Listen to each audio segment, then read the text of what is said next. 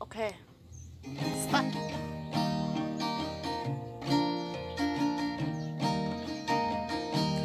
Phải tâm lui ya ngày nấu kỳ cuộc siêu mồ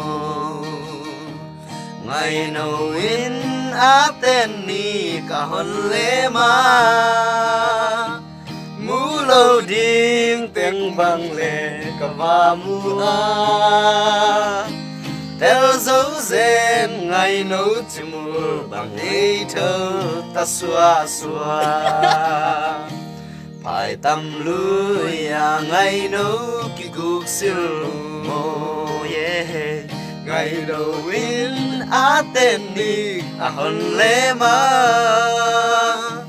mũ lâu điên tên bằng lệ cả và mũ áo yeah theo dấu rèn ngày nấu chim mưa bằng ấy thơ ta xua xua tô ban tu bang biak sakta hen Amen. Amen.